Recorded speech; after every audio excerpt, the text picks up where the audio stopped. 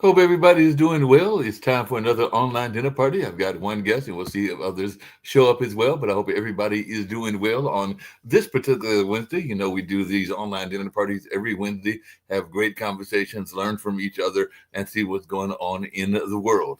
I know that yesterday I had the pleasure of being there to an accept award for the Cultural Arts Center that I work for, the Hayti Heritage Center, and we got an award from the Preservation Society for some of the historical work that we're doing to honor the Black Wall Street community as well as what they're doing as a cultural arts center that is now 50 years in existence because it started off as a historical African American church, the St. Joseph's Church, which still exists but has moved to a different location because of urban renewal and all along those lines. But we are still the people that are keeping the history going and all along those lines. So we were glad that the Preservation Society honored us along with honoring John Slepp, if I remember his name correctly, and Andre Van, the archivist for North Carolina Central University, and the Gear Street Cemetery people, and DTW Architects, and a number of other folks that are doing different things in the space of preservation and all along those lines. So it was definitely good to be at that event that was about 2 hours long at the City location and everything like that. So that was a fun activity that I got to attend on yesterday and everything like that. Also heard from Heather Cherty, who will be a guest on one of these dinner parties, who has got the flying cars and all along those lines. So I think she'll be joining us next week. She said her and her dad, who's in his 80s, are like the modern day version of the Jetsons, if you remember that TV series, and all along those lines. So they'll be joining us on the 26th and everything like that. But a lot's going on in the world, and I'll be glad to have Miss Doreen Mary come in, Doreen Mary Bray, and learn about she's gone on as a shaman and all along those lines. And I hope that maybe she could even help me find some better luck with my fantasy football team and everything like that, even though I know that that is necessarily what goes on in the energy space. But I took another loss, and my team will be heading to the Sucker Bowl, it looks like, because I don't think I've got any chance of making it to the regular playoffs. But then again, I'm a big Minnesota Vikings fan, and they've been suffering as well. So I don't think that they've got a good chance of making it to the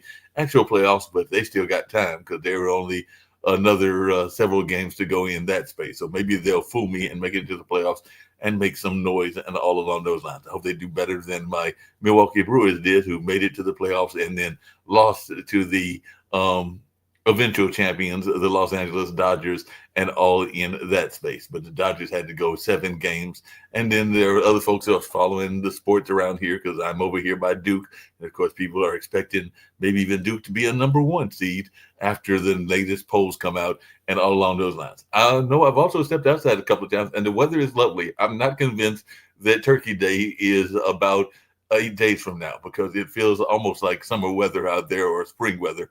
I'm not sure how it feels where Doreen is, but I'm gonna bring her in and see how the weather is treating her and all along those lines. But we're having some very unseasonable weather here. I think it's been like in the 70s, even though in the evening time when it gets darker earlier because of daylight savings time and everything like that, it has definitely been some chillier weather at nighttime. But in the daytime, it's been like around the 60s or 70s and very pleasant outside. So I stepped outside for a few times. After this show, I might even get my bird app and hear what birds are in the community because I use Merlin and everything like that, and hear what birds are in the community while walking around the neighborhood and all along those lines. Because I've been surprised by some of the birds, like the grand heron that is here. But as my dad pointed out to me, Duke Gardens, which is also here in Durham, has a nice pond, so the herons may be attracted to the fish in the pond and everything like that. So, how are you doing, Miss Doreen? Was glad to reach out to you and learn more about what you've got going on in your world.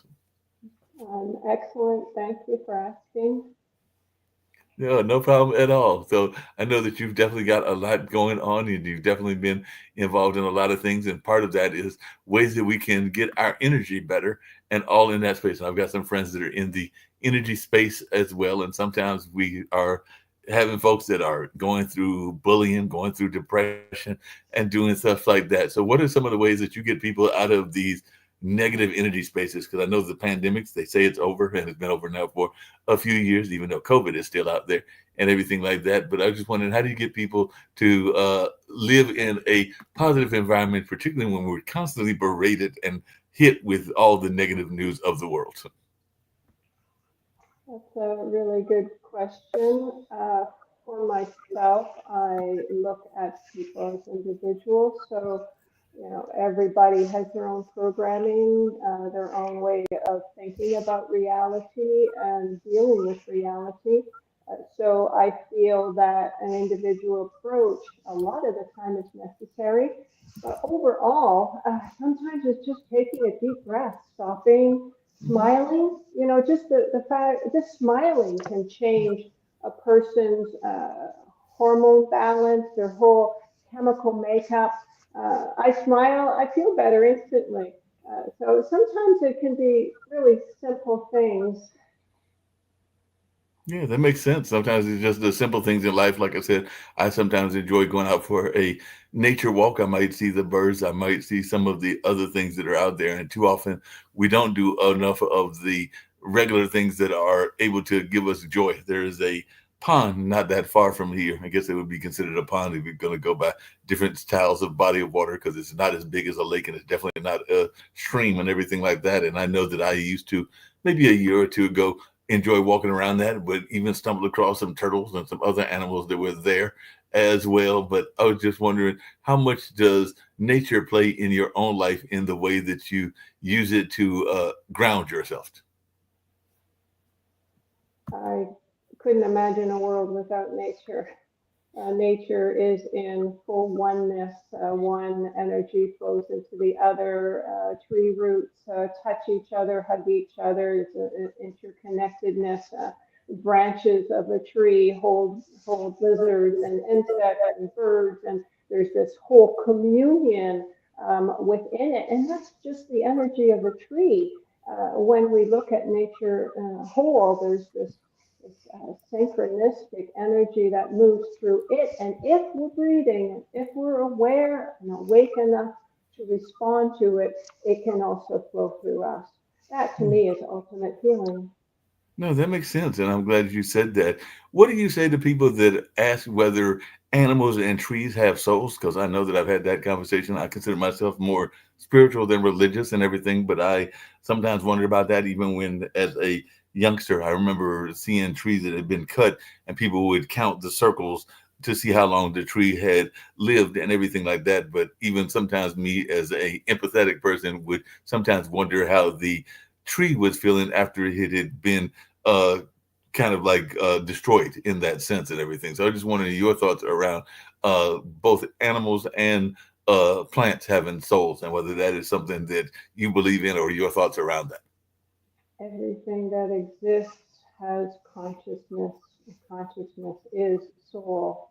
I have past life memories, and I actually remember being a tree. Hmm. Uh, it's one of the most powerful experiences anyone can have because there's this silence where you're the observer, you're holding communion with everything around you. As a tree, you know each person that walks by you each day by their energy. So the essence of a tree is, in my mind, the whole grounding network of reality where energy comes down through the trees, rooted into the earth, and this cycle then is what helps hold earth into this energy field that we call home.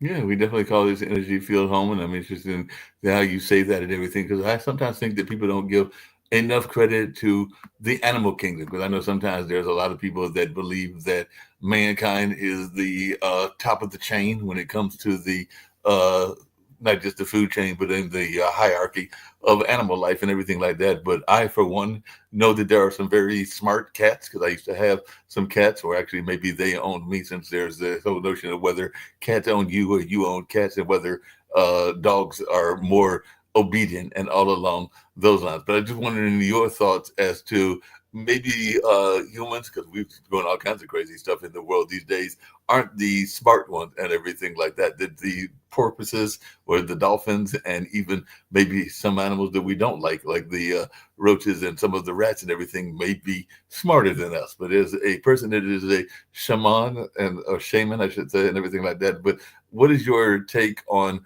us as part of the animal kingdom? Because I know a lot of people are always thinking that humans are the top of the chain.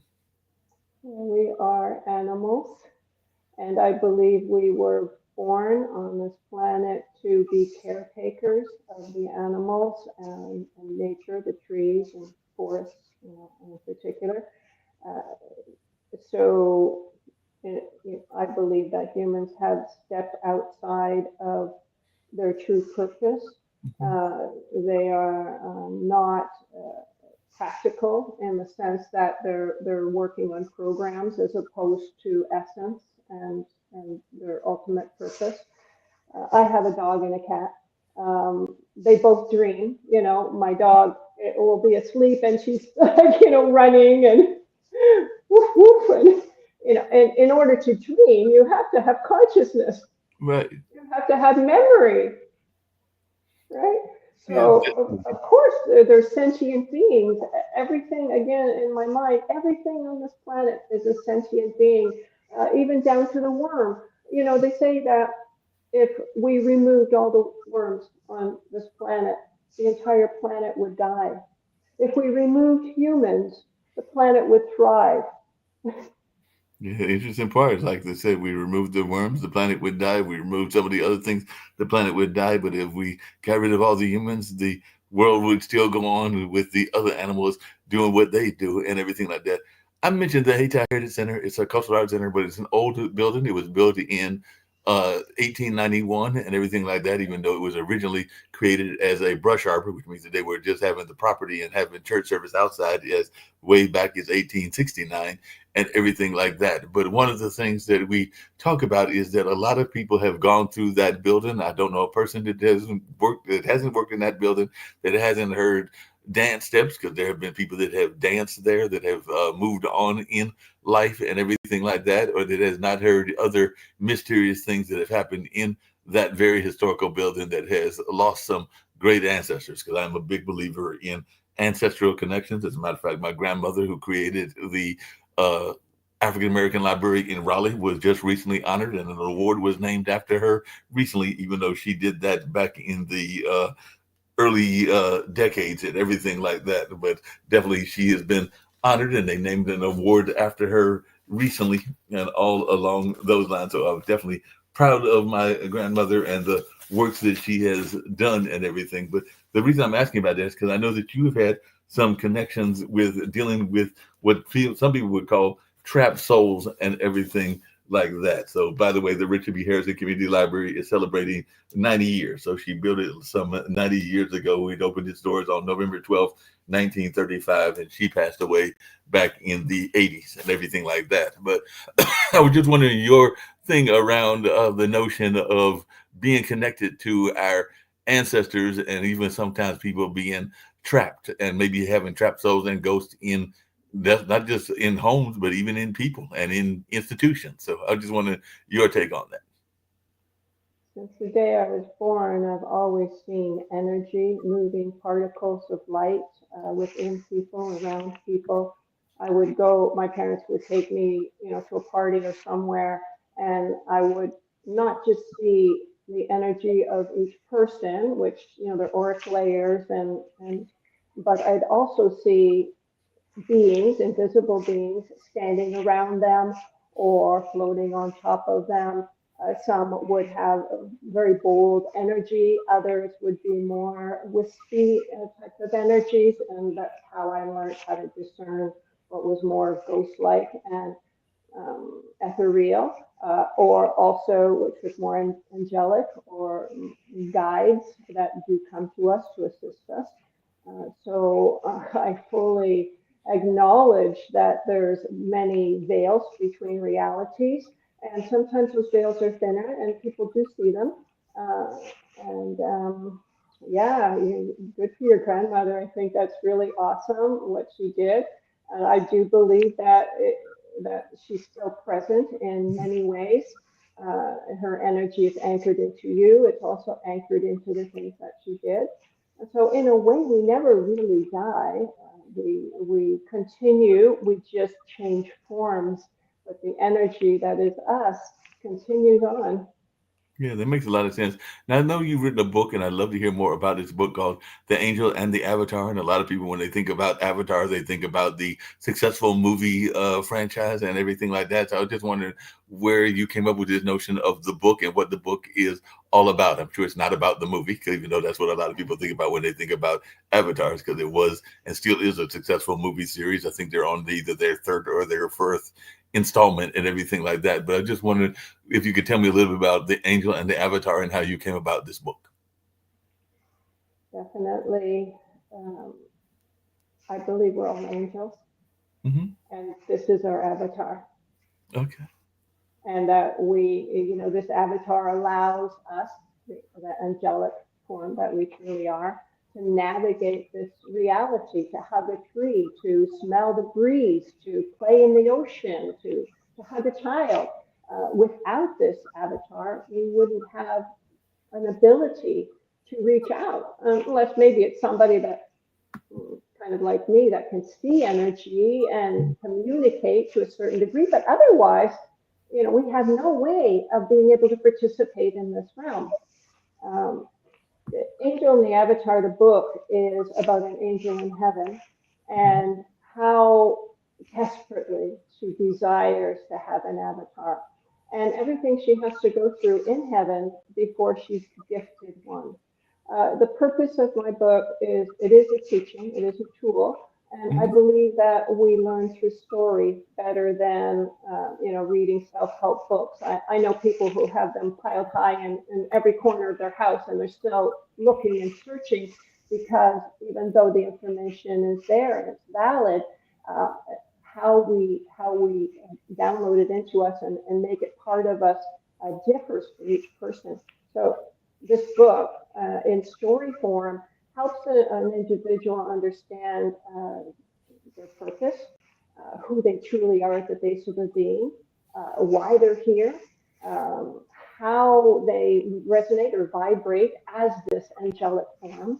Um, and I know people who've read it who tell me that when they were reading certain passages in the book, they had something synchronistic happen in their life in the same way as what they were reading. So yeah, I really feel blessed that it was gifted to me.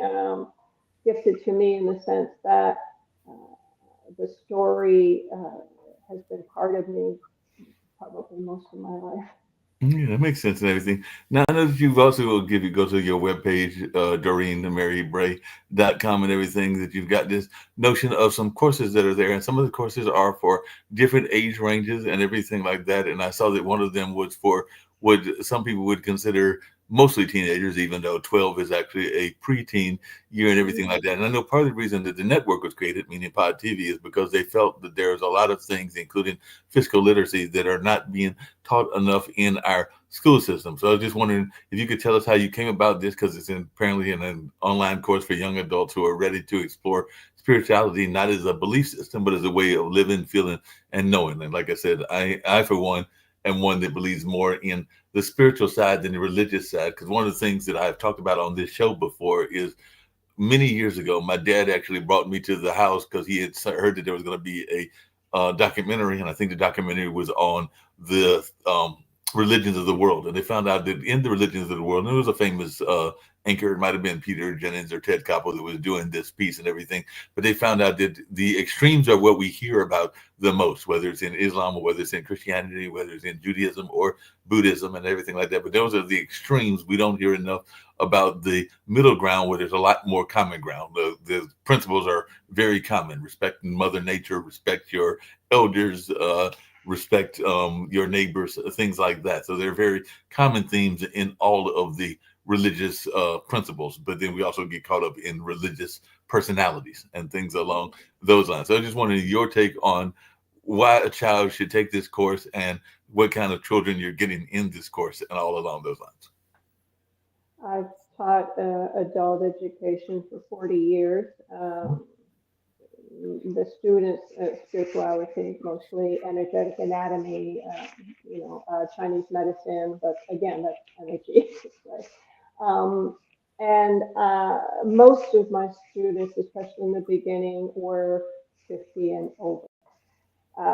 So what happened in their lives was that they, like most young people, you set off in a course. That course is what your parents tell you should do, you should be, your teachers, your friends, all of the people around you. And you wear all of these layers, these masks, the belief systems that what you should do in order to be okay in the world.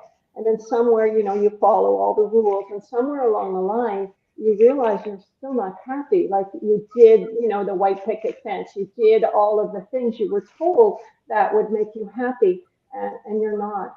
And so this is, I believe, why I got groups that were so more advanced in their age. Eventually, as I expanded that understanding and invited younger people, I remember many classes I had 3 generations in the same class, which is awesome. So it shows that more younger people were open to learning, but also that I was evolving in a way that I could communicate a higher way of understanding life to a younger person. Yeah, that makes So the idea is that, if a person starts when they're 12, 13, 14, 15, then they have the potential, number one, of dropping all the programming, finding their authentic self, their authentic voice, not listening to all the, we'll call it junk, crap around them, and moving through life in a way, through authenticity, finding what's truly in their core, in their belief system, why they came to come, why they came here, and their purpose. To me, that's magical. If any of us could have, in that young age, found our purpose and anchored into it, wow, right? Yeah, definitely. I hope you a wow moment for anybody and everything like that. Now, the other thing that I know that it is a course that you offer and is more for the younger adults, like from later teenage to young adult years of around 22. And it's I think, misunderstood term because a lot of times it's associated with witchcraft and other parts of history, including some of the ancient Greeks and Romans and people along those lines. But I just wonder what you mean when you say alchemy, because some people when they think about alchemy, they're thinking about turning lead into gold or like turning something that is small or even something that is small into something that is going to give you wealth or something along those lines. But I know that that's not necessarily what you're talking about. But I do think that alchemy is a misunderstood term because a lot of times people associate it with witchcraft and voodoo and other kind of mystical things that are out there. So I was just wondering what your definition of alchemy is, and am I correct that many people misunderstand what alchemy is? You are correct, sort of, because there is alchemy, material type of alchemy, where you can take something like baking soda and you put it through a process, but you can turn it into ormus. It's a alchemical process. So that's considered alchemy. You can also take gold and have it go through a similar process that to create ormus. When ormus is the final product, you don't find any gold in it. But if you reverse it, then the gold will reappear. So that's fun. That is a form of alchemy. The type of alchemy I speak about is the alchemy of self. Because if you think of anger, stress, worry, hatred, fear, frustration, that's all heaviness, that's density. For someone like myself who sees, if somebody is really angry or extremely sad, closed in, their field is closed in. Their auric layer is like just dark and against their body, right? So they're heavy, they're dense. That's lead, and that's real lead.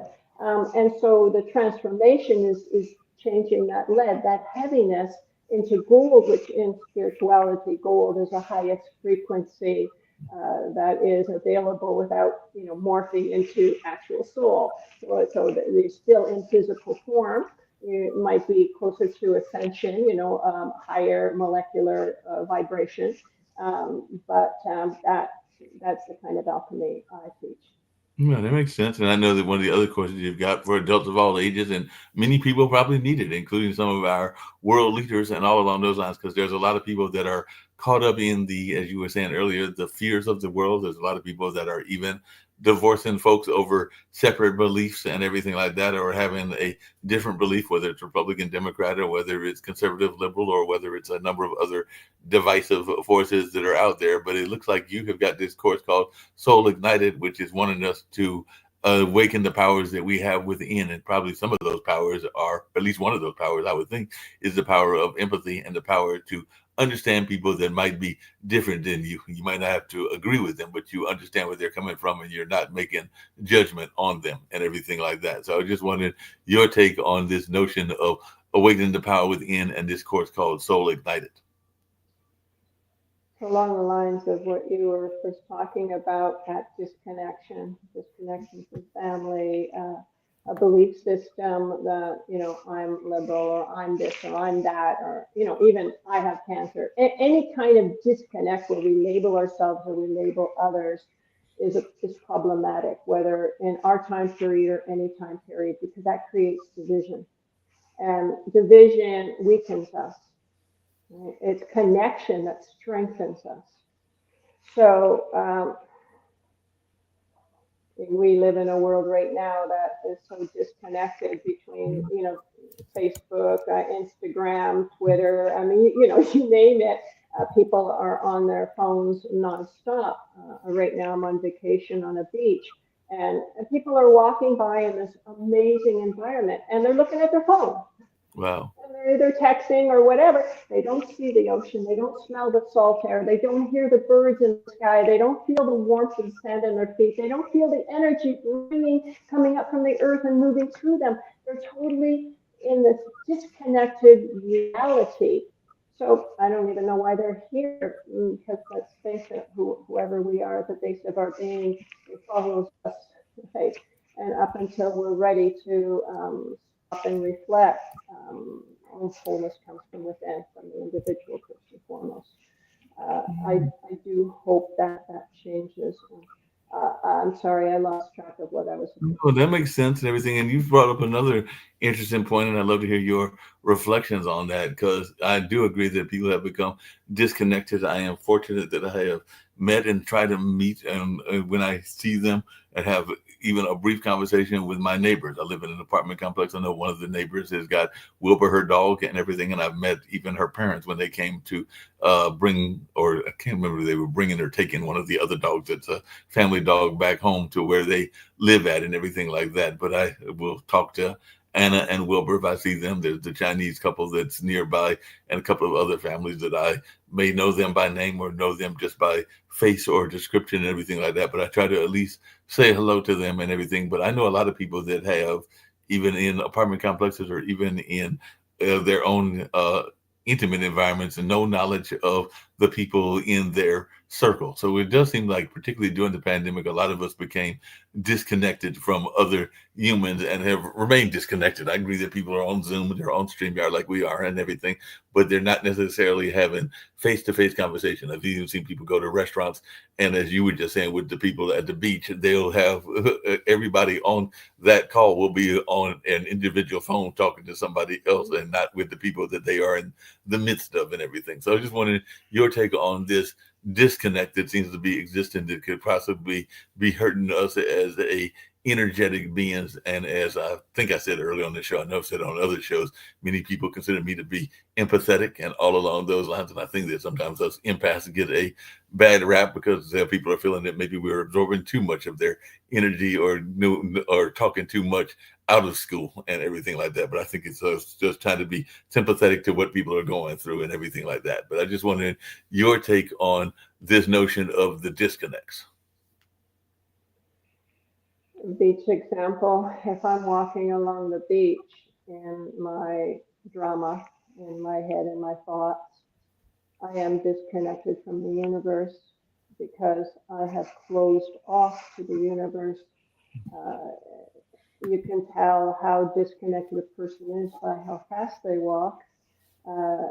You cannot connect to the universe when you're speed walking, because speed walking, unless that's a sport that you're doing, but if somebody's walking down the street and they're walking really fast, they're in their head.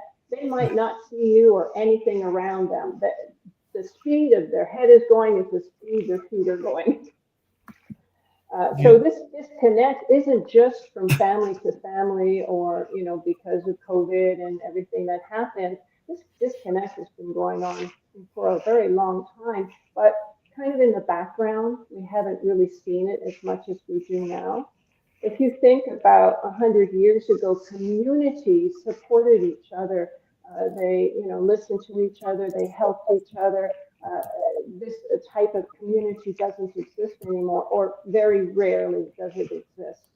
There's still some places you can go, thankfully, that people actually do spend time, like you, to talk to their neighbors, to get to know them, to offer to assist them if they need help. Um, but again, most importantly, a disconnection from others is also a disconnection from soul. Yeah, that It's makes the a lot of same sense. thing. It's the mirror. Yeah. And you're right about that and everything, Doreen, because one of the things I'm thinking about is when I was in college in the 80s at Marquette and everything along those lines. At that time, I think we were the Warriors. We hadn't become the Golden Eagles yet and everything like that. But I do remember I had a friend who was from one of the, I think his family descent were from either Poland or one of the Eastern European blocs and everything like that. But he used to talk about the Walkman. So we talk about Zoom and everything like that. But he had a nickname for the Walkman when everybody was walking around with a Walkman. I don't even know if people use a Walkman anymore now that we've got phones and everything. But he would call that an example of bourgeois subjectivity. I think I will always remember that phrase because he felt that we were all so much in our head that we were just kind of like walking around in a daze, not paying attention to what else was going on other than whatever was coming in our head, whether that was a coursework, because they might have been listening to a professor or an audio book, or whether you were listening to music, but it was all us kind of absorbing stuff and not even paying attention to the environment around us, which is why I think he coined the phrase bourgeois subjectivity and everything like that. I'm sure other people use the phrase too, including some academics, but I do remember that particular long time ago friend, and I don't even know if he's still living or anything, or if he's still around, but I do, that phrase still sticks with me, even though he used that phrase back in like 81, 82, and we're now in 2025.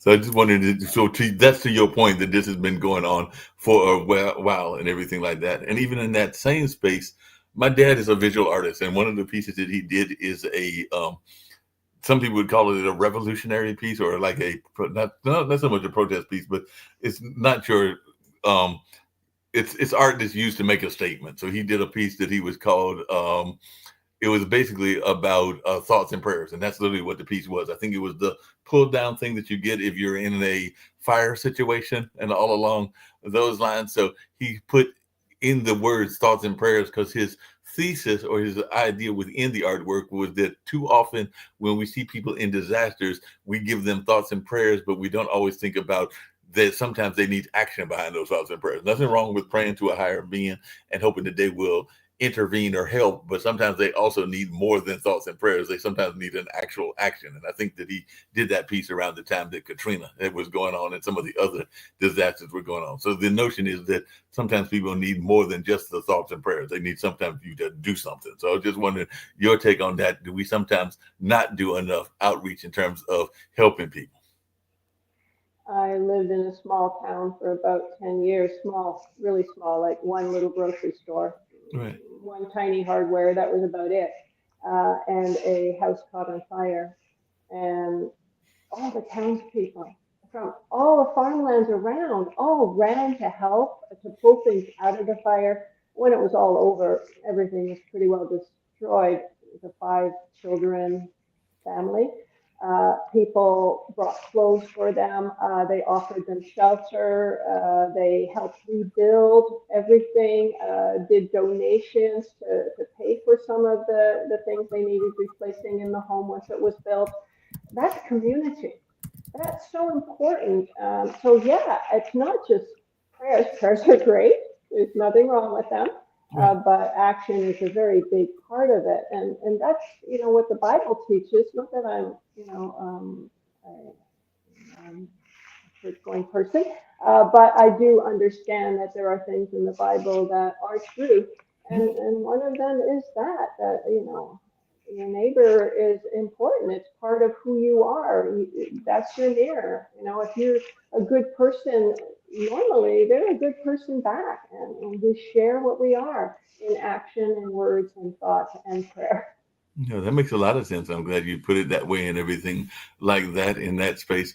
I just wondering, where did you grow up in rural in rural America and everything? Because I also grew up because I was going between various small and decent sized cities like Greensboro and Raleigh and Durham and everything. But in my, think I moved when I was like about in the fifth grade, so preteen years up through my teenage years. I lived in Warrenton, North Carolina. And I remember a gentleman, Mr. Lanier, that owned the hardware store and everything like that. But he was also an avid bicyclist. I think he bicycled throughout the country. I know that one time he bicycled all the way down to Florida. And I think one time he might have even bicycled cross country and everything like that. But I still have vivid memories of him, even though I am sure he has passed on and everything like that. But I was just wondering how much of that connection do we have to people that aren't even related to us, but they leave a part of us in our existence. Like you said, as you're hearing, I have the memories of him.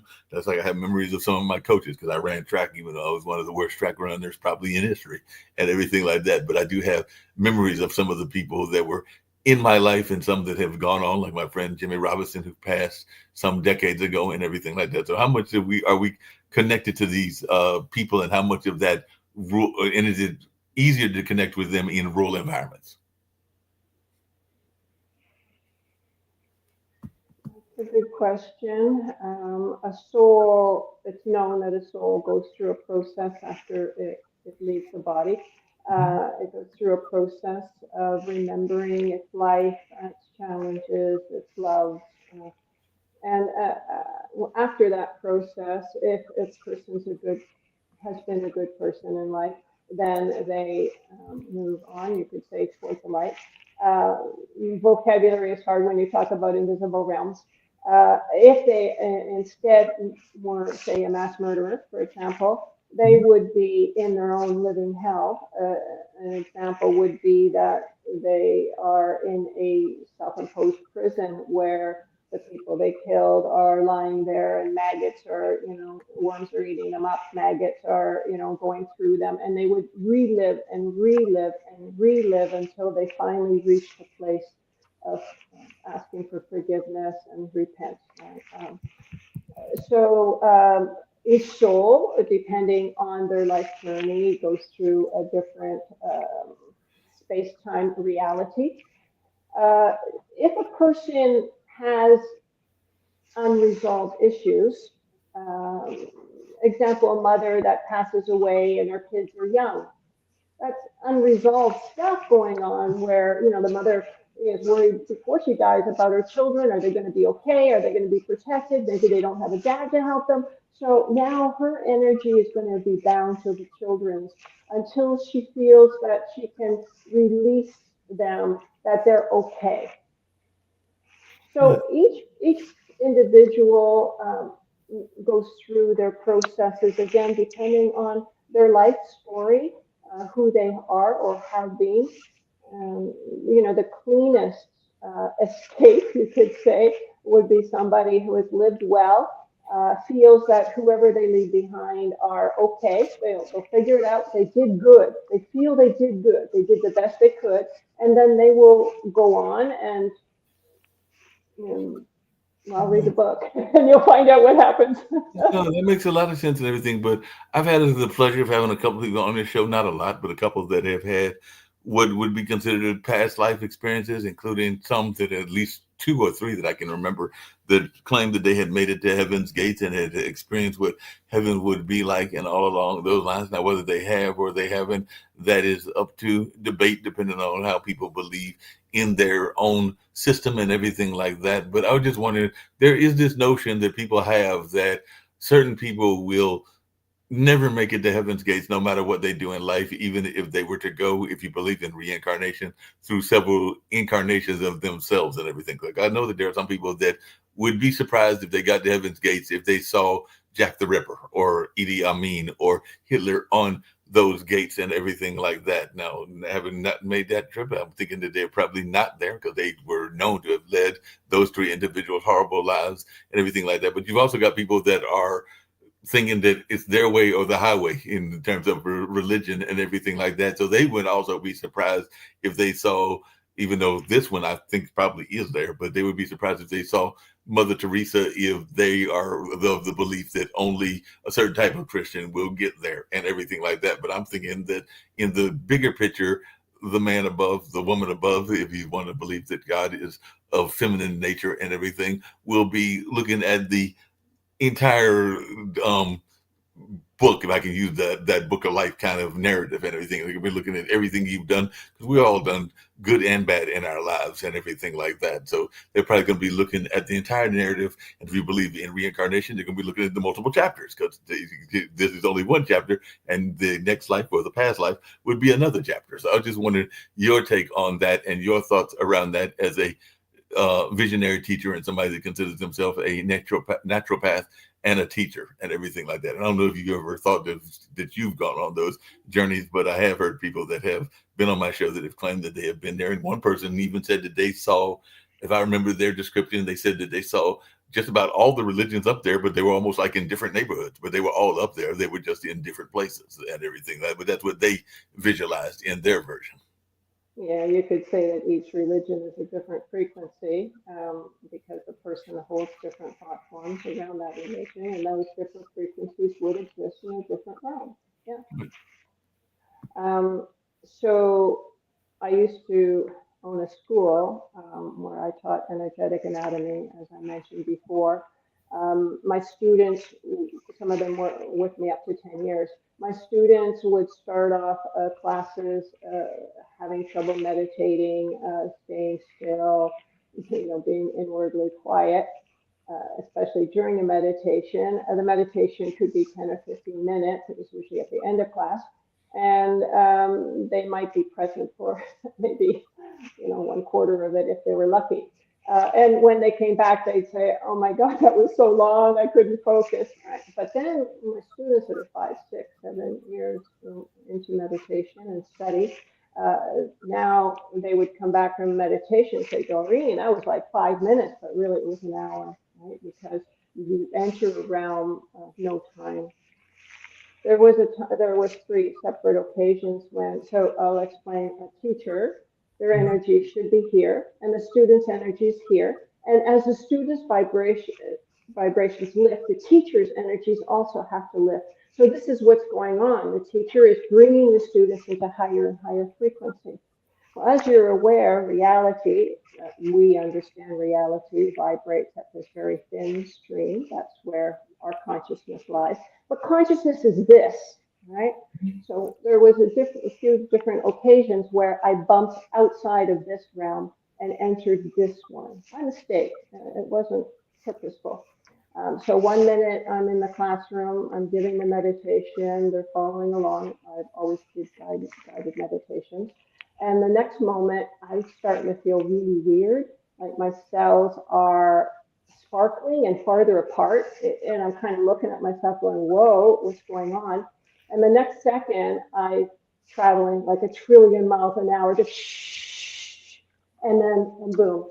So one time I ended up in the body of a Jewish man. Mm-hmm. I had a kappa and a long, long beard, sitting around a round table with other Jewish men, and I was speaking, but speaking Hebrew, which I don't know, and they were all listening and nodding. Um, and then I remember thinking, maybe 20 minutes in, I forgot something. I'm supposed to be somewhere else. And then I realized I left my classroom and I felt I abandoned them. And so I said, "Well, where are they?"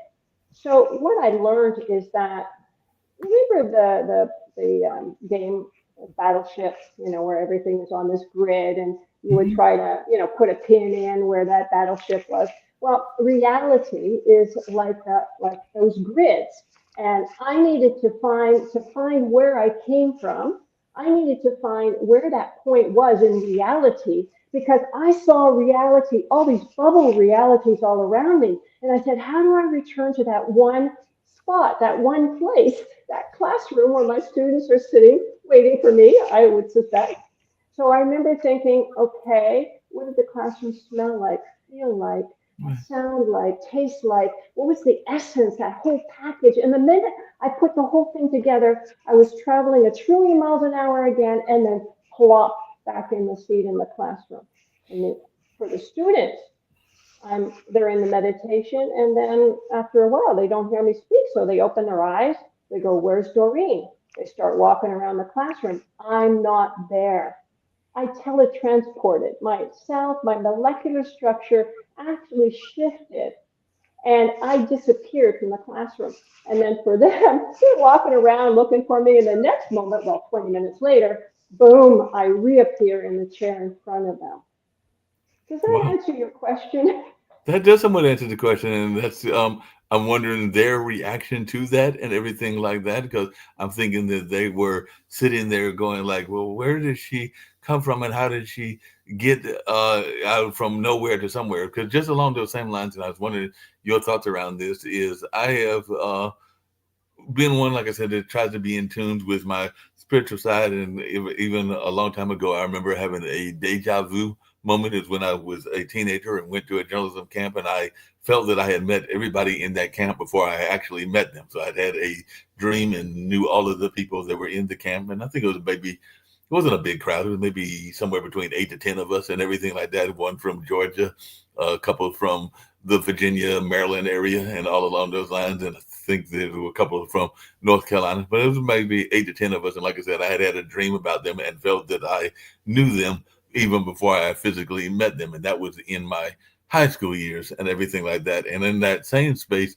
I have had unease at times, and I am one of those people. Some people would say that it's hocus pocus. Some people say that it makes sense, and it's kind of like what you were talking about, the nature of being in tune with your spiritual side. But there have been times that I have felt unease, and maybe I'll look at like some pennies or a salt shaker and move the shaker and feel that that is helping me to relieve whatever that unease was. And usually it works, at least it works for me. Now that might just be me doing something simple and changing the face of what I was scaring me, and just that simple action caused me to feel relief. And it might be that moving the salt shaker didn't do nothing, but to me it was comforting, and it helped me feel less threatened if there was something uneasy about whatever the situation was.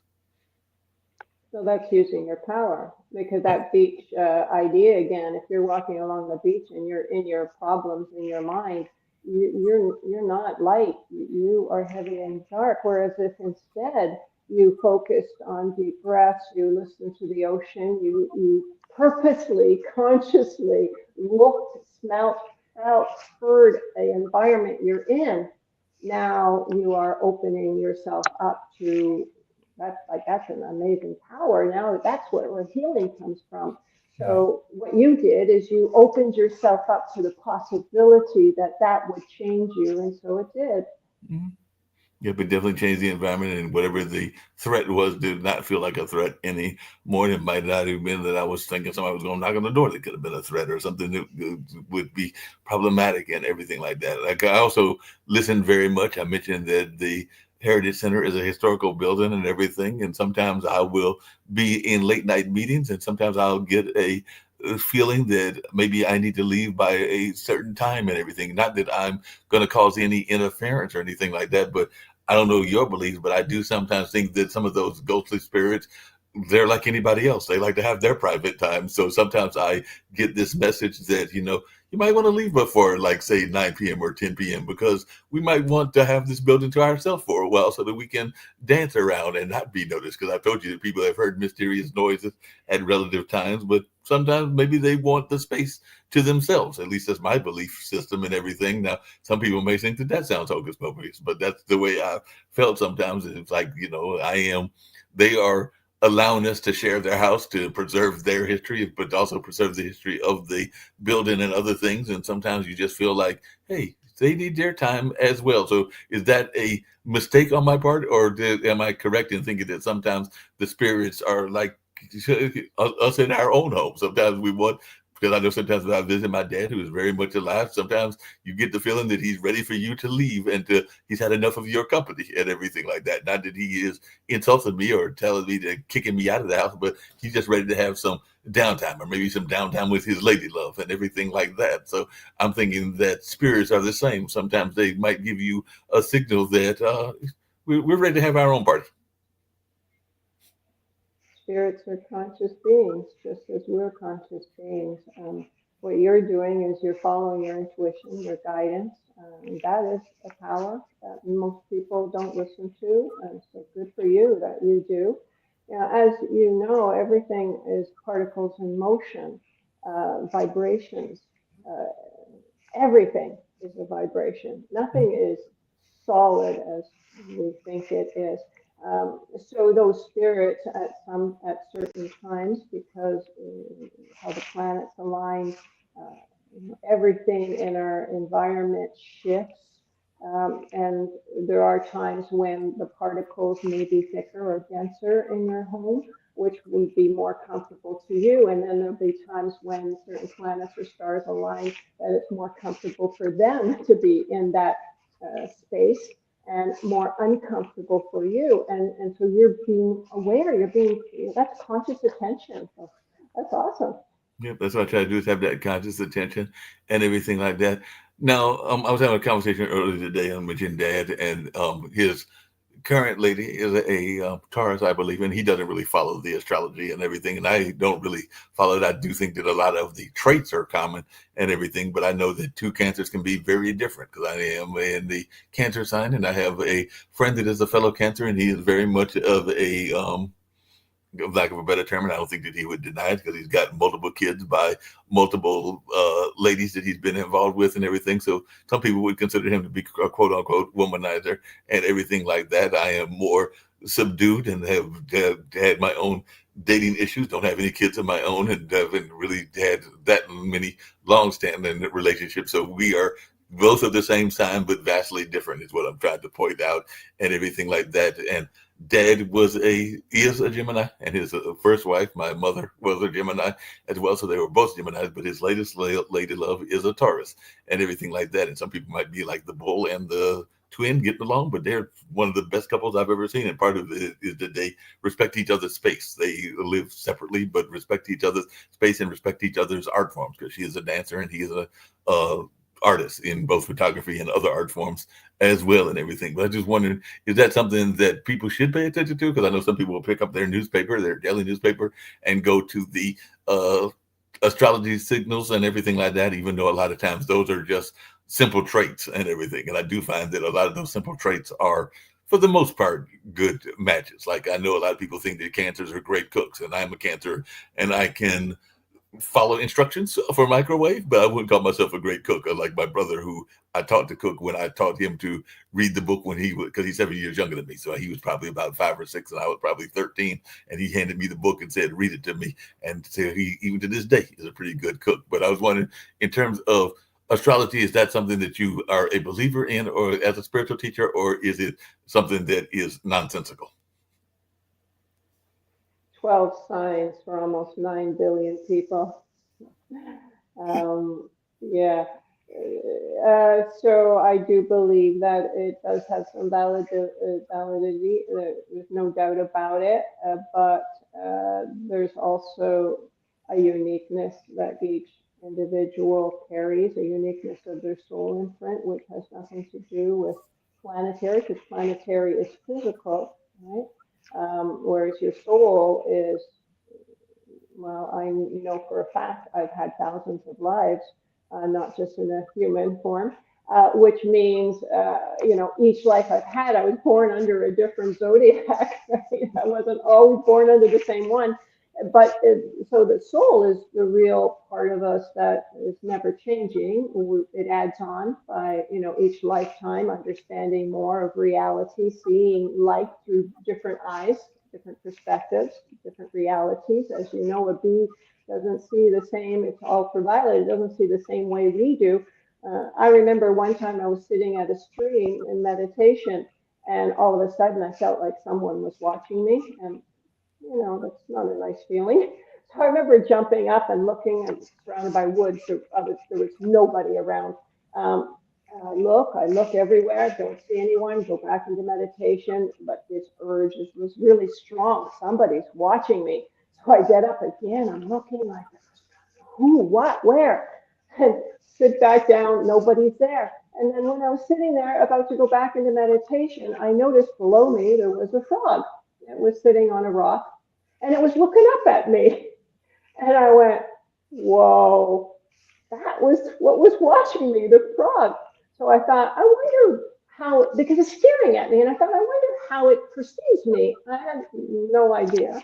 And so I shifted that's shamanism, I shifted my consciousness into the form of this form. And the next thing I know, I'm the frog looking back at me. And all I saw was colors moving, sparkling. Oh my God, it was, and I was looking at me going, the same as the frog.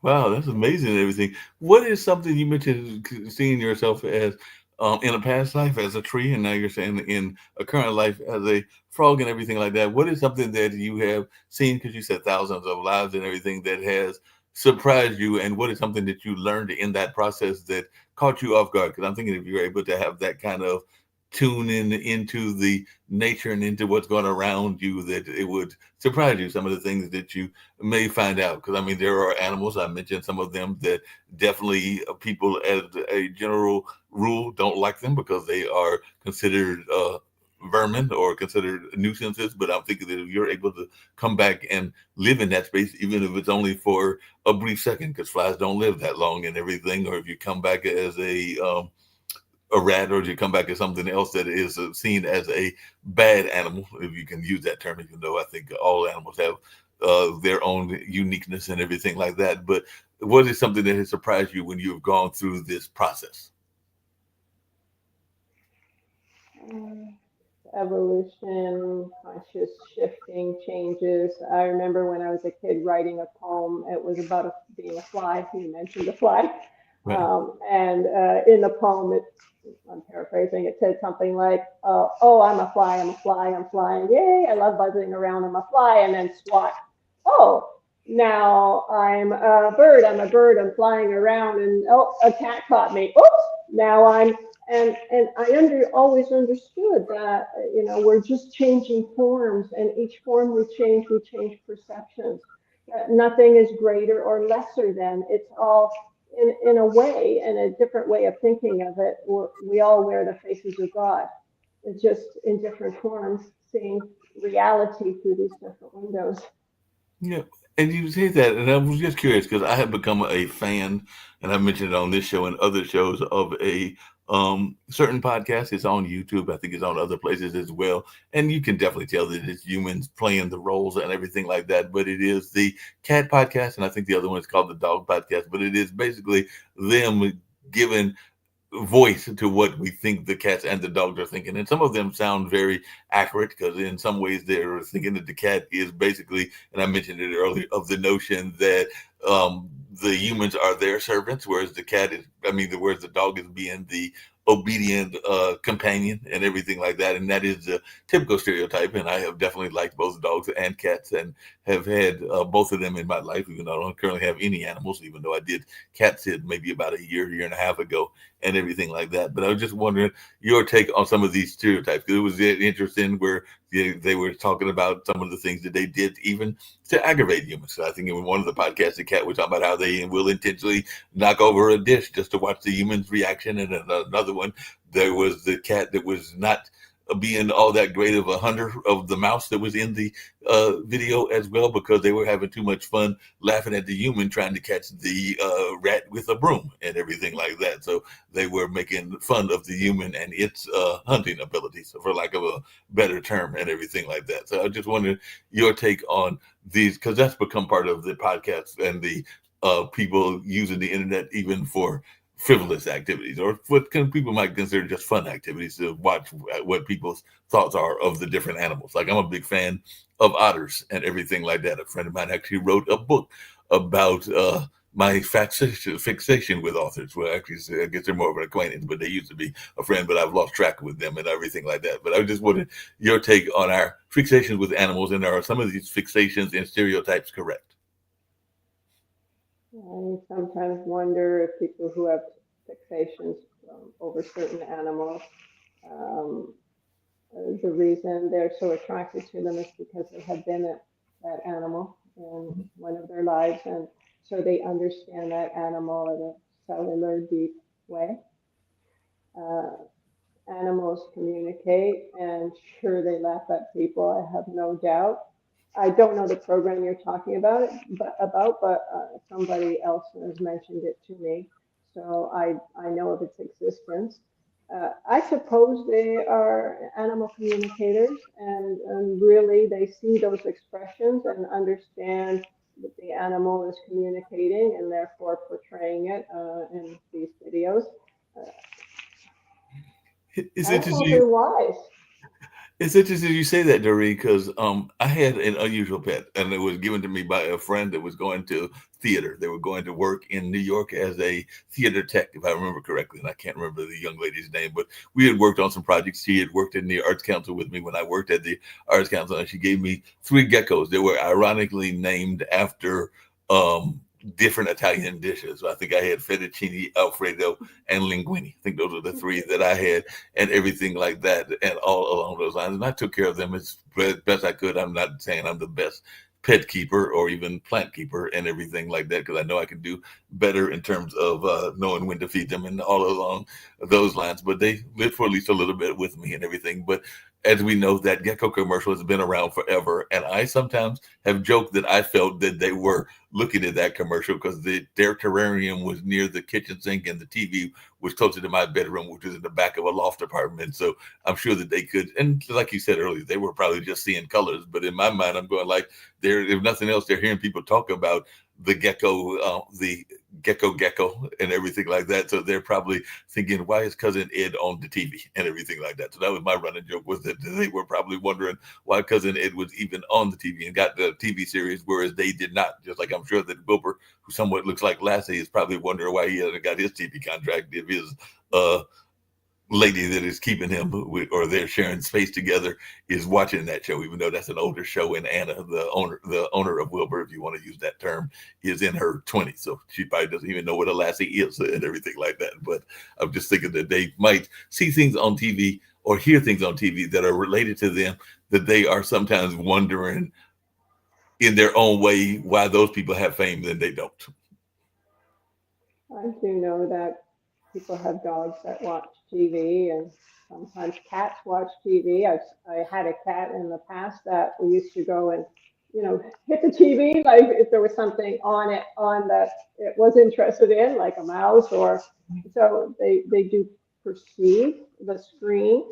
I don't think they see it the same way that we do, but everything is frequencies at its base, and perhaps your geckos were recognizing the frequency of the gecko that was on the TV, and that's what was attracting them to Yeah, that's what I was thinking, that maybe they were attracted that way. Now, I know one of the reasons I found out about you was through RTIR. Like, I use different sources, whether it's podcast guests or ITIR or Matchmakers FM. But I know one thing that you talked about quite often, and it was a subject quite often in your books, and we kind of touched on it in this show and everything, is we've got a couple of shows on the network that talk about the mental health crisis. I know that there's a show on our network called Where is the Love? And it talks about bullying and how bullying is at an epidemic crisis and everything. But you're actually saying that what we're facing isn't a mental health crisis, it's a soul crisis. So I was wondering if you could tell us what the soul crisis is and how you are defining the soul crisis, or what you mean by that, and how that's different from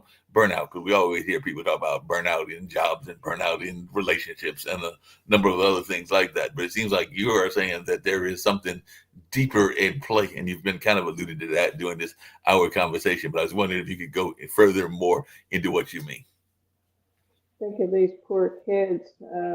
Everything is about productivity, produce, do, push, which is all brain activity, as opposed to their authenticity. Who are they at the base of their being? Is this the path they really want to be on? Um, what ends up happening is those kids ultimately, if they continue to be pushed, or their belief system is somehow um, moved toward negativity. They feel bad about themselves and the world, and they don't feel they're good enough. They don't feel they can accomplish what their parents want them to accomplish, and on and on. That leads to depression, anxiety, stress. I think even bipolar. There's all kinds of diseases because that's dis-ease, a dis-ease with oneself. To me, depression is I'm upset with myself. Mhm. And what would make me upset with myself if I didn't feel I was fulfilling what I'm supposed to fulfill? That I'm doing things that are against my nature, that I'm being pushed into a belief system that doesn't resonate with who I am. So, in that sense, it is a soul crisis because we are ignoring that connection to our soul, that part of us that whispers quietly, which we call guidance, intuition, inspiration. That's the soul speaking to us. Unfortunately, it is a very quiet voice, and we have to be in silence in order to hear it. And in our world today, there's not much silence. And there's not a lot of sounds in our world today, unfortunately, and everything like that. But in that same space and everything, one of the topics that we talk about quite often on this show, I think you're going to have the Churty next week will be bringing it up as well, because it's a topic that comes up quite often, partially because it's a thing that I think is too often ignored, and we all have different answers to it and everything. But you're kind of alluded to it. A lot of people are afraid to tackle what their true mission is in life and everything like that. And I know a lot of people talk about what some people would call the imposter syndrome, or this belief that you're not as good as you think you are or as you should be and everything like that. So I just wanted your take on that, because I know that there have been, even in my own life, jobs, and I am still in, even at the late ages of 60, in the single space. So I know there have been relationships that I have not pursued and jobs that I've not pursued, because I've had that whole inner dialogue conversation where you find reasons to talk yourself out of the pursuit of the relationship or the pursuit of the job. And by the time you decide to pursue it, the opportunity has gone, whether that was in a relationship or a job, because, and I have definitely been in both of those situations. So how did we get past this inner critic? Because a lot of times we are too, while we are not listening the way you're describing, we also sometimes are too often in our heads and talking ourselves out of things. So I was wondering, how do you get past that even in your own life? I'm sure there were people that probably told you not to do these courses and not to write this book and everything like that, and you had to get them out of your head and maybe even get yourself out of your own head. So how do you deal with that inner critic? Uh, from the time a baby is in the womb, a fetus is in the womb, it's already being programmed. Daddy is always already saying, "Oh, you're going to be a lawyer like your daddy and your granddaddy." So the programming starts really early. Usually, by the time a child is 7, they have already adopted all the patterns and habits that they will have the rest of their lives. Those stories then morph into their belief system. But when we listen to what we're telling ourselves, you will be able to identify that that's the voice of your dad or that's the voice of your mom. It may not be in their voice, but that's what they said. You're not good enough, you're not smart enough, you're not tall enough, you're not fat enough, you're not skinny enough, you're not right. Those stories, and those stories play out over and over again. Yeah, that makes a lot of sense and everything. But even in that sense, I'm sometimes surprised and everything. I've got no kids of my own, as I referenced and everything, but I do have two nephews, and they are now at that age where they are looking at schools. One of them has already gotten an acceptance letter to one of our HBCUs here in the area, and is waiting to hear from 5 or 6 other colleges, mostly in the state of North Carolina. But he is interested in going into a field that I am still trying to figure out where the interest came from. So to that point that you were saying, um, none of us, meaning his mother, his grandmother, was in teaching and in foundation work, working at a major uh, philanthropic organization, the Golden Leaf Foundation, and everything like that. His dad has been a professor and an artist and everything like that. And as far as I know, I can't think of any of my brothers friend circle that are lawyers or politicians, but apparently he's interested in being a lawyer or a politician, even though I may do some activism work, but I wouldn't call myself a politician, definitely not a lawyer and everything. So I'm totally confused as to your point where Julius got this idea to be a lawyer, because I can't think of any lawyers in our family. If I go back to my grandparents and everything like that, whereas I get where his brother wants to be an engineer because one of his good friends is my brother's girlfriend's son, because they're doing that blended family thing, and he's an engineer already, and they are kind of attached to each other, even though it's that blended family, so they're not really brothers, but they're kind of like brothers and everything like that, and they are very attached to each other. So I can see the connection of the engineer, and Malik's, my brother's girlfriend, is an engineer, so I can see the engineer interest, but I'm still mystified as to where my nephew Julius is getting the idea to be a lawyer and a politician, but maybe they're having conversations that I don't know about. Well, the thing is, you're looking only at the physical reality of a human being. You're not looking at the soul that has birthed itself hundreds, maybe thousands of times on this planet, that comes in with its own idea of its purpose, its calling, and why it came. So we are multidimensional, and not just the programs. And I do believe that those that are able to break free from the programs, in other words, regardless of how little any of your parents tried to make you feel, you still rose up and became great, because within the mechanism of your soul, there's a higher drive. You're an older, an ancient soul, so you have more of a history of planetary life where you forego all of that conditioning. Yes, it might still ring in your ears here and there. Don't get me wrong, especially during disappointments, times where you've been let down either by a relationship or work, but ultimately, that person picks himself up again and says, "Okay, that was terrible. That was crap. Maybe even it's not what I want to repeat. I hope to never live it again. But regardless, I'm standing up. I'm brushing myself off, and I'm moving forward again." That makes sense and everything like that. I'm just wondering, how much do you think it is important for parents and even grandparents? The one thing that I will praise my dad for, probably praise him until I'm no longer here on the planet and everything like that, is that at a very young age, those nephews that are now 16 and 17, my dad was showing them around and showing them nature, because he is a big fan of nature. So he was showing them trees, he was showing them plants, he was even showing them plants that you may not even recognize and everything like that, because they're very insects and stuff that are small to the ground. But he was showing them that when they were almost like a little bit past their infant years and everything like that. And I'm sure that there are some people that are into early education. It would be like that's much too early for them to be introduced to those ideas, because I think they say the brain isn't fully developed till you're like, I want to say 7, or I know it varies from man to woman and everything like that. But there were some people that would probably argue that that's too early to introduce people to what some people might consider complex ideas. But I don't believe that, and I know my dad doesn't believe that either. So he was introducing them to ideas at a very early age, and definitely getting them in tune with nature and everything like that. So I was just wondering your thoughts around that, because I do know that there is some philosophies that don't really bring the complex issues until a certain age. But even when I looked at your courses, I'm seeing some of your courses you're teaching about spirituality at like age 6 and everything. So definitely you don't seem to have that belief system either. But I just wondering, you're taught when folks are thinking that you can't bring people to understand the greater nature of the universe until they are of a certain age. I have a graduate student who has a business where she teaches kids 4 years old about spirituality.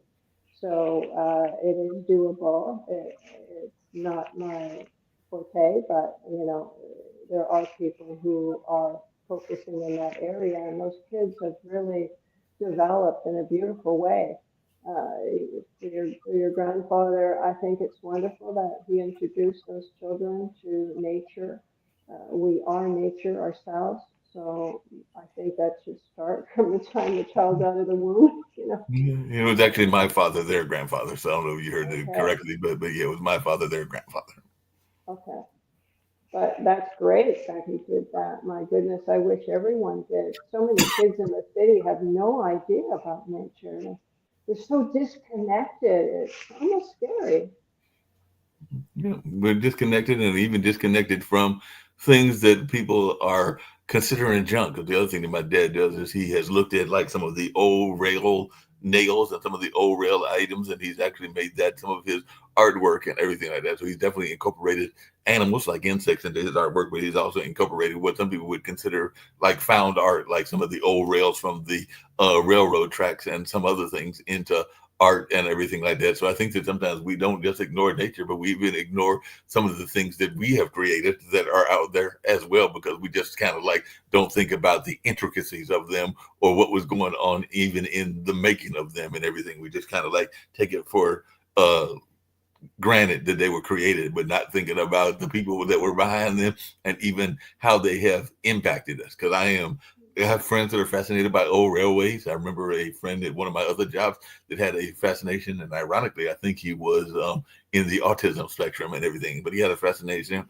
with the railways and everything like that. And I know other people that have been fascinated even by the ways that railways seem to disappear, but they don't really disappear. Like even here in Durham, where I'm at, there are railway tracks that exist underneath the ground, but the city went from being a rail town to being a small city. So the rail tracks exist, and people are sometimes fascinated when they find where the tracks were and where they existed, and even some of the wildlife that has moved into those tracks and everything. And now they're trying to figure out whether they can recreate, if we ever get light rail, whether those tracks can ever be reused and everything. So sometimes even in buildings you can reuse them, because I know a lot of buildings here in Durham have been reused. It used to be one thing and now they're another thing, whether it's a apartment complex that used to be an old tobacco warehouse or something like that. So I just wondered, do you think that we don't pay enough attention to um, our creations as well, not just Mother Nature, but also our own individual creations?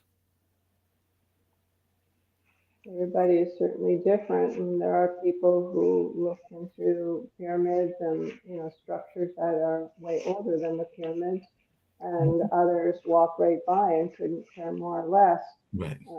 So I think it's very diverse, just like the amount of people and their belief systems and religions are very diverse. I couldn't say that it's definitely one way or another. Yeah. Those railway tracks in some countries, they refurbish them. I guess you could say they make them into walking trails Right. or biking trails, which is amazing because these railway tracks pass through mountain ranges and everywhere. So there's magic there, just waiting to be explored and developed.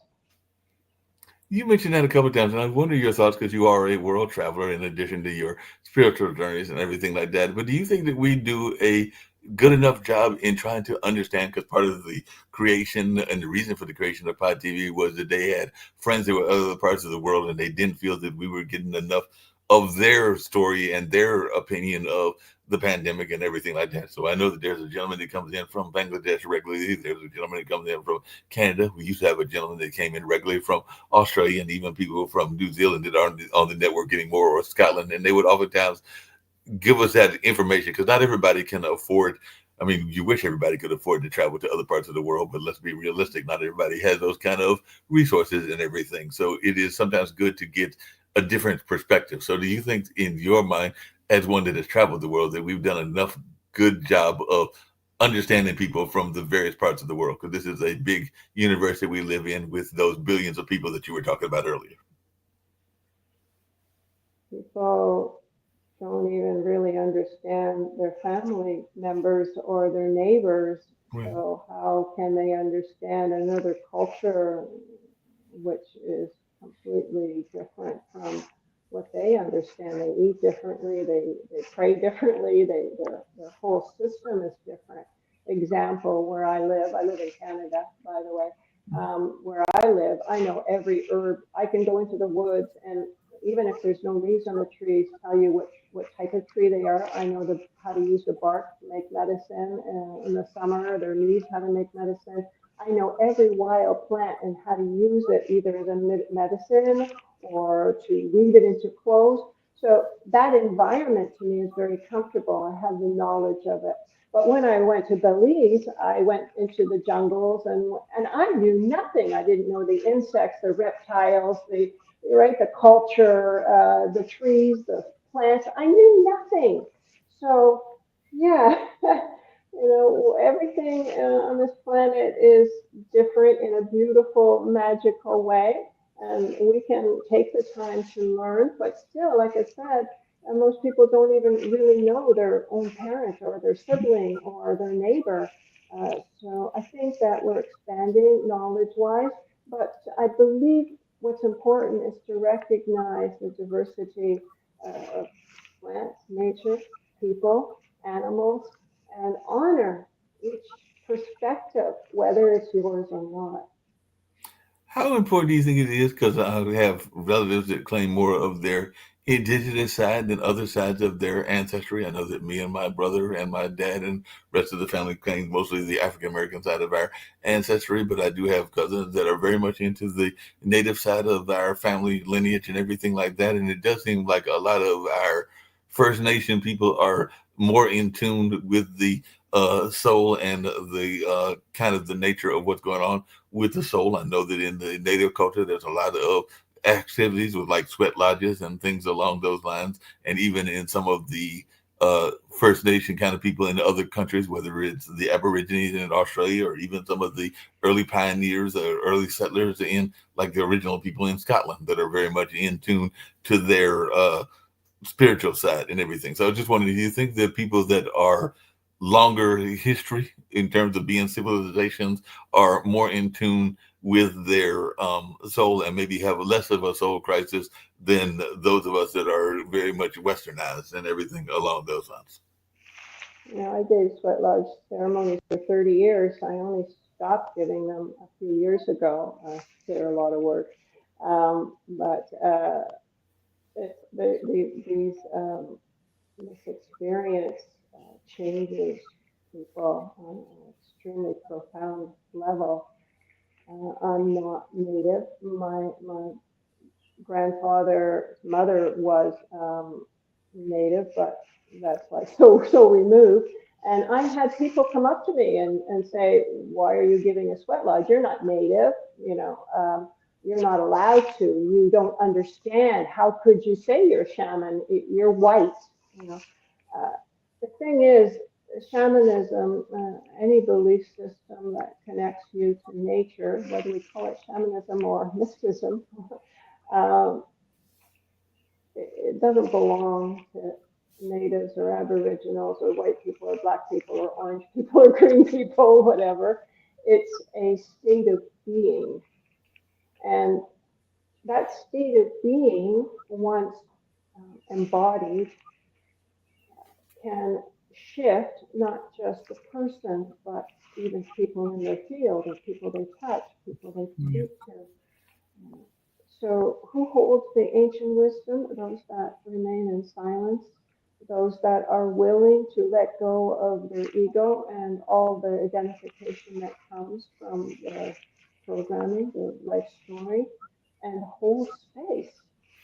No, that makes a lot of sense, and I can definitely see that and everything like that. But I'm just wondering, the other thing that I know that goes on is that sometimes people are afraid of that they don't understand, and I know that that was part of what went on with the Salem witchcrafts, and I know that even one of the other founders, Kim Calhoun, definitely is proud of some of her um, Wiccan background in her own life and everything like that, because she definitely had some ancestry that is part of that community, and she is proud of that. But she also believes in reclaiming the identity, just like some people want to reclaim that B word that has to do with women, and some people want to reclaim that N word that has to do with black people. I do know some people that like to reclaim the W word and everything like that because it has a certain scandalous kind of background that people try to put on people that are shaman, or in the witching field or witches or all along those lines. So what do you say to people that are wanting to go against you because of the belief systems and everything like that? Because I do know that sometimes people are very much willing to stick a label on somebody and make it a negative label. It is problematic for sure. People love labels. Mhm. But what happens when you yourself defy all labels? Right. It's irrelevant at that point what people call you or what they try to label you. It just flows off of you, I guess, like water off a duck's back. Everybody's allowed to have their opinion, but I don't allow that opinion to affect me. No, that makes a lot of sense, and that definitely makes sense in that sense and all along those lines. Gary, to wind down, I usually go about an hour and a half, an hour and 45 minutes on all of this. But before we end, what can listeners do to feel calmer and more centered? You definitely talked about that, and I'm definitely one that believes that even going outside just for a brief walk. I was actually walking with a friend of mine yesterday. I was walking from the event that I mentioned earlier to the bus stop, and then they were going the rest of the way to their home and everything like that. But then even talking to that young lady who is very much attached to her connections and everything like that, and to attach to her own spiritual vibes. We were talking about a lot of spiritual things, including astrology and other things on that brief walk. But I noticed sometimes, and she was telling me, I think that she gets up in the morning and goes for a walk in our near the Duke Wall. So if she's walking from her house to the Duke Wall, that's probably a good, I would guess, somewhere between 4 to 5 mile walk that she's taking every morning that helps her ground herself. But I know a lot of people are not going to make that kind of a long walk, even if it's going to help them ground themselves. So what is your thoughts about what people can do to feel calmer and more centered, even if they are stuck in their house for whatever reasons? Yeah, grounding is a good word. I live in Canada. It's easy to ground in the summer, but not in the winter with big, thick boots on. Because grounding is, true grounding is actually having an electromagnetic current between the earth and the body. And that allows the soul then to be fully present. In other words, most people's soul is not completely present, maybe walking beside them or around them, but not fully embodied. The soul needs to come down past the thought forms first. But if somebody in thought is a soul, it's like you're on the phone and you're talking. That's the brain. And somebody else can't come in to call you because the line's busy. Right. So kind of like that, the soul can't come in because all of this distortion is going on in the head. But let's say you can calm your mind, you can quiet it, and the soul can then come. And it is supposed to come all the way down through the bodies, through each of the chakras, all the way down to the bottoms of your feet, and then into the earth. That's the channel. Right? So when that channel is open, then you are one with earth, with the universe, with all that is. That's the greatest experience there is. That's called bliss, or even grace, when you become one with everything and everything, whether it's a blade of grass or a flower or a tree. You are one. You feel what they feel. The energy that moves through them moves through you. That practice. That is a practice, and it takes time, because the first thing is stopping the thoughts. There are techniques. One, catch your brain when it's thinking. It's very problematic if you are somebody who has a lot of things that disturb you. You'll notice that, say something happened at work, somebody said something, or you said something, then you're going home, but you keep thinking, oh, why did they say that? And what if they said this instead? And maybe I should have reacted differently. And so you've got all of this going on and on and on in the head. What I've noticed when my head has rambled, I'll stop, I'll listen, and I go, who am I talking to? Because really, talking to that person that, has had that conversation or didn't have that conversation with, that I thought I should have that, right? And that's it. And then we're repeating it. Oh, maybe I should have said this instead. And right? But there's nobody there yet. In our mind, we are talking to somebody, and it's an ongoing conversation. So the first is catch it, ask the question, who am I talking to? Nobody else there, right? And then that's the realization, the acknowledgement that you're rambling. Dr. Deepak Chopra says we have 96,000 thoughts. 96,000 thoughts a day. That's horrendous when you think about it. But the worst thing is 84 to 94% are the same thoughts. So we're just repeating. But Yeah. stop repetition, deep breath. Most people have a shallow breath. Mhm. A shallow breath, shallow life. Shallow breath means you're rambling. Deep breath, all the way down as far as you can. You open up all of your chakras, all of your energy fields with your breath. You're breathing almost to a yawn each time. Right. It's so full. That breath calms the mind. It calms the neural pathways begin to make different protons, neutrons spinning at different rates. You're changing everything, your whole molecular structure. Just that alone changes everything. It changes your direction. So energetically, when you're rambling on, your direction is it's a mirror universe. So your direction is going to go in the worst direction possible, the direction of the rambling. So whatever you're rambling, the same is going to be brought back to you. When you take those deep breaths, you're actually switching fields. So you're switching your energy. So what's going to be attracted to you will change. So simple breath. Slow down your walking pace. Again, very simple. When you're walking fast, your head will naturally ramble. So either you catch yourself walking fast and go, oh yeah, okay, I'm rambling. Whoa, slow down. Take some deep breaths. And now I feel peace. Another way, thoughts catch us because they're happening here in the front lobes.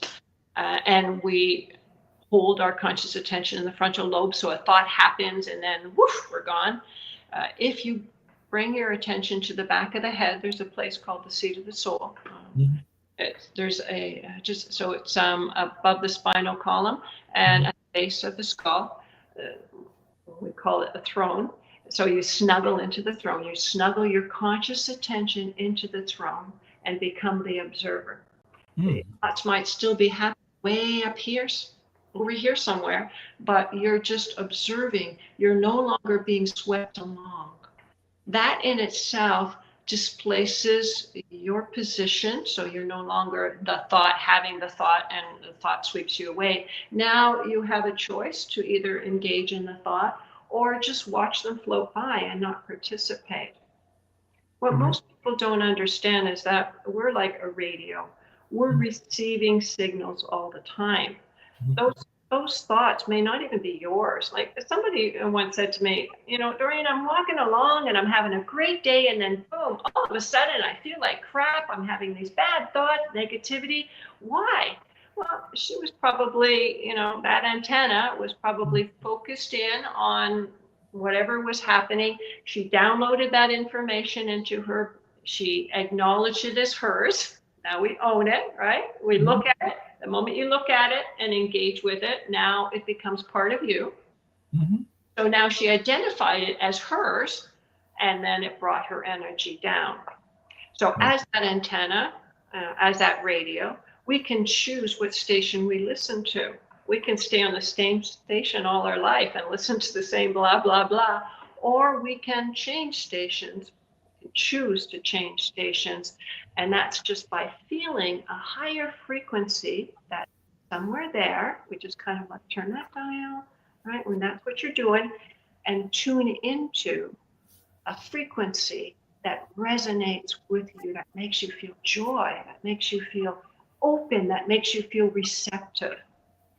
No, that makes sense. It's interesting you say that because I've done that with dreams where there have been maybe some nightmares or other types of dreams that I was feeling unease. And I mentioned earlier the thing that I've done with salts, but that's during the waking hours. But there have been times where I have felt unease at a dream. And if it was an uneasy dream, I have literally done that. I have found myself in a way to change the channel. So if I like in the dream, I'm being chased for whatever reasons and I don't feel comfortable with that chase, I'll be like, I don't like this dream. I think I want to change the channel. So I forget you can do it on the TV. You can do it in your dreams as well. So there have been times that I have forced that conscience in order to change the dream because I wasn't liking which way or the direction that that particular dream was going in. But it's like you said, not everybody is in tune or trying to do that. But there have been times that I, for whatever reasons, woken up from the middle of a bad dream, and sometimes you will continue to dream when you go back to sleep and everything. But I've been like, no, I didn't like that dream. I think I want to try a different dream. So it's kind of like what you're saying about changing channels. So definitely, I think that if you are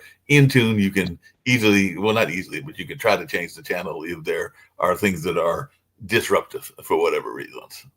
We have free will. We can change the channel at any time. And, I believe that your dreams were, prophetic in the sense we're teaching you what you could also do in your daily life. Right. Yeah, because you can definitely learn from what you can do in the daily life as well. And sometimes we don't pay enough attention to what you can do in the daily life. And a lot of people don't pay attention to their dream messages. I know some people that write their dreams down, and I've written a few of them down when I remember to do that and everything. But a lot of times, unfortunately, we get caught up in the drama of life and the run of meal of day-to-day life. So sometimes you forget the dreams until later, or you may remember a synopsis of the dream. Because I know there are times I've written down dreams after a while, but it was not the full dream. It might have only been a synopsis of what I remembered. Whereas if I've done it immediately after I got up or shortly after I got up, it was more detailed. And I'm not saying I do that as often as I probably should, but there have been times that I've gotten up and written down either an outline of the dream or the basis of almost the whole chapter or the entirety of the dream and everything like that. But it varies depending on what's going on. Because sometimes if you wake up and then you're getting into your routine of a day, then sometimes the dreams are, the memory of the dream is faded, for lack of a better term. There's a practice, it's called a dream camera. Before you go to sleep at night, you imagine that you're bringing a camera into your dream world with you. And some people place a physical camera beside their bed, just to remind them. And it usually takes a few nights to keep programming yourself, but eventually what happens is when you're in your dream world, you remember you have a camera with you and you start clicking pictures. And when you wake up, you might not remember your dream, but during the day, something will happen, you'll get triggered, and that snapshot will reveal itself. And then through that snapshot, you remember the whole dream. Yeah, that makes sense. I could definitely try that. Have a non-working camera, but you didn't say the camera had to be working. But I know a friend of mine gave me a digital camera and it needs a new battery or things like that. But maybe just that camera in and of itself, because right now it's not really serving that much of a purpose other than to create some more junk and clutter in my life. So that might be its purpose, is to go into the dream world and everything. Because like I said, you didn't say it had to be a working camera; it just needed to be a camera and everything along those lines. It's more like a prop to remind you that that's what you're doing, because of course you're not actually taking the real camera. Right. And since the real camera doesn't work, the prop as even a non-functional camera, it can still work, because it's just, as you said, it's just a prop in that sense and everything. So that might see something that I have to try in the not too distant future. Maybe even tonight I'm going to be watching a basketball game, and I don't know what time that game will end, but I might try it tonight, or I might try it in the near future and everything like that. But definitely it sounds like some worthwhile advice to follow and everything like that.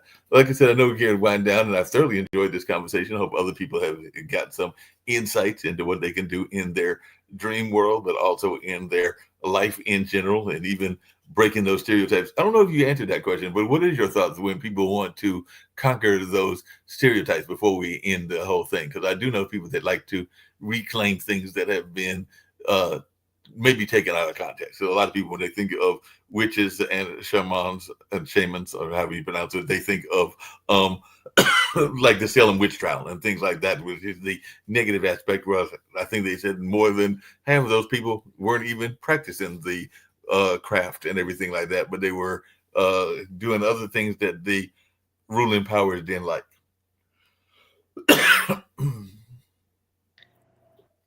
Power is not found by any particular craft, whether it's occultism or witchcraft or whatever you want to call it.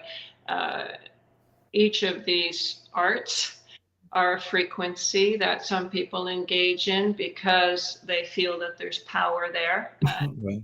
like black magic or some other stuff that's going on with our leaders. Even 1%, as you probably realize. there's really no power except for the power of the soul, but we morph it into these different structures, whether it's religious belief system or, like we're saying, witchcraft or whatever.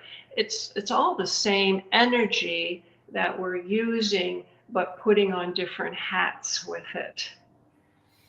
Yeah, we put on different hats, and then some people think that they have to be involved in the different practices in order to be successful in everything. Because I mean, there are some people that even to this day believe that there are a number of our world leaders that are practicing negative energy. I mean, I know I had one of those people that is fighting against that, Olga Damagard, I believe is his name, and everything like that. But he definitely had this notion that there are some world leaders that are practicing things in a negative aspect in terms of the spiritual connection. And there might be even some people here in the States, and we won't have to name their names, that might be involved in that. And I know a lot of leaders that are involved in everything from the Masons to other things as well. So there are some people that do feel that there are people that are maybe mistapping their powers.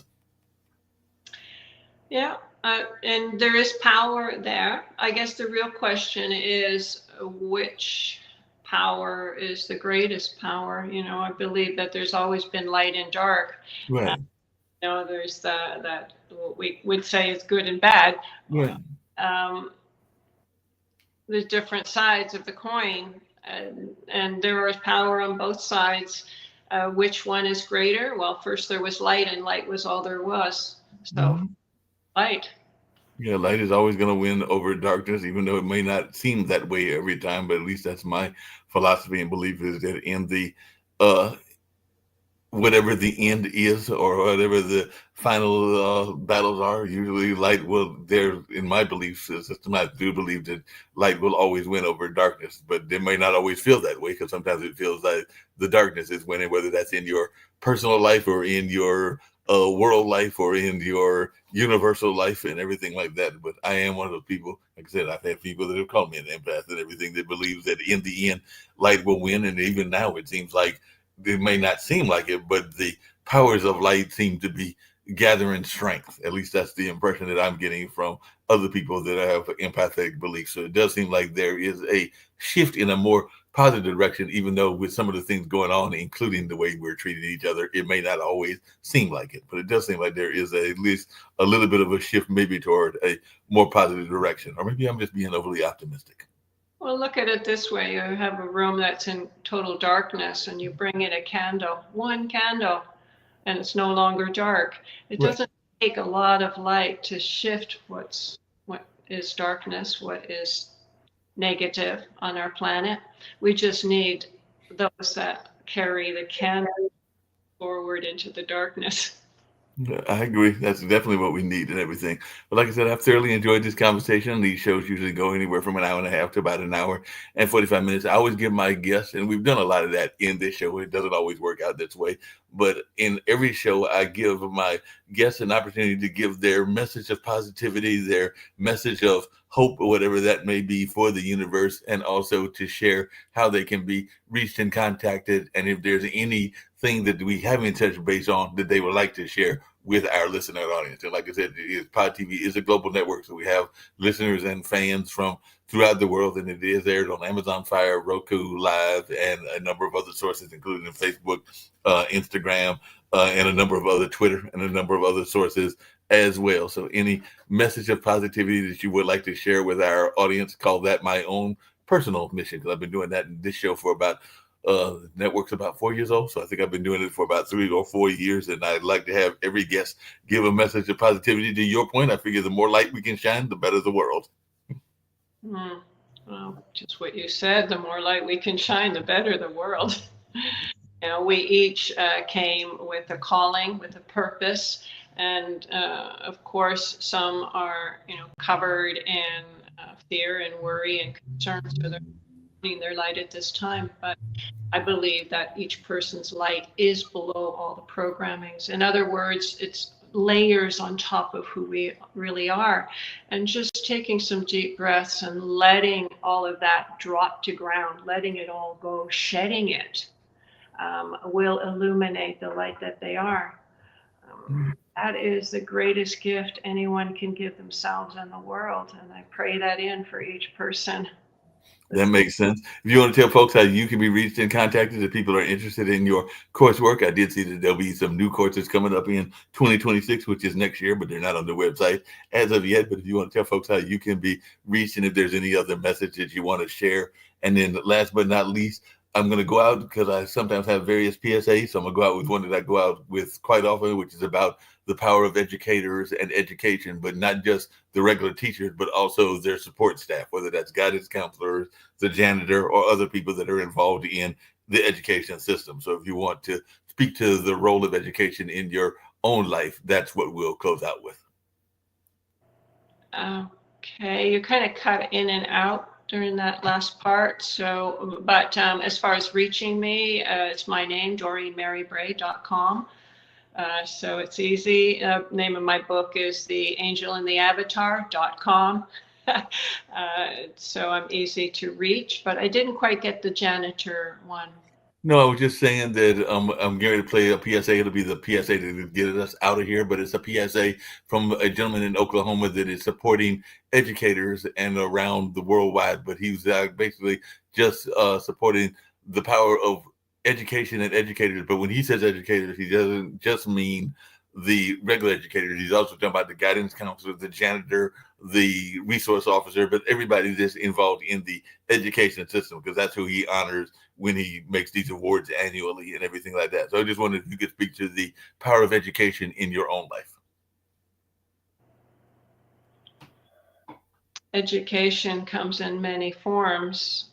Somebody can miss university or even college, but be extremely educated through life experiences. Somebody else can have multiple PhDs and yet be really bad at life. Mm-hmm. No, I agree with you on that. So before I play this PSA and get us on out of here, many years ago, as part of Brothers with Vision, which was a theater group in the Cultural Arts Center that I worked at that existed for about a year and a half, I wrote a skit. Some people would call it a mini play called Confessions of a Buppy. And that's literally what they said in Confessions of a Buppy. The Buppy was going on the bus, like a city bus and everything like that, and learning about life lessons from various people. So he ran into some homeless people and learned a life lesson from the homeless people. He also learned life lessons from fellow corporate people and everything like that. But one of the things that he learned was he ran into a janitor at his workplace, and the janitor actually knew more about the work environment than he was giving him credit for. So he learned that one of his true mentors was actually the janitor, because as you know, oftentimes the janitors and the secretaries know where the true power lies in the corporation and all along those lines. So that was kind of the point, was that the greatest mentor he had was not one that he was expecting, because he was expected to be like a fellow entrepreneur or a fellow business person, but it was actually a quote unquote lowly janitor that was the one that taught him the greatest lesson and everything like that. And that was kind of the theme of that particular sitcom, was that sometimes we learn people from folks that we're not expecting to learn from. That's beautiful and really well said. Thank you for sharing that. No problem. And on that note, I'm here to get out of here with this particular video where he was created these awards. I think they're the TAAF awards, if I remember correctly. And then after that, I'll take both of us out. Well, I'll take it off while it's playing, and then I'll hit the end stream. But it's been fun talking to you, and hopefully we'll get you back on another one of these online dinner parties. But I hope that our listeners have learned a lot, and we do re-air these several times during the course of the weekend month. So if they didn't get it this time, they'll get it in the future and all along those lines. But I have thoroughly appreciated you being on, and glad that I found you through RTIR and everything like that. And hopefully we'll get you back on some other shows and maybe even this show as well. But thanks for being a great guest. Oh, thank you, Mark. I really appreciate your time and your space. No problem. So right now we're getting ready to get out with this video.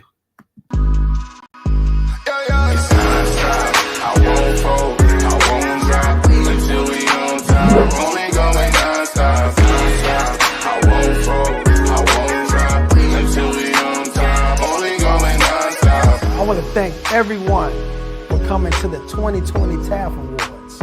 This was a show like no other, people. This is the Grammys for dignitaries, educators, and support staff around the state of Oklahoma and worldwide. We cannot do this without the support of the people. So we thank you. I thank you for being such a dedicated supporter to this movement for the Teachers Appreciation Foundation. I thank you. I won't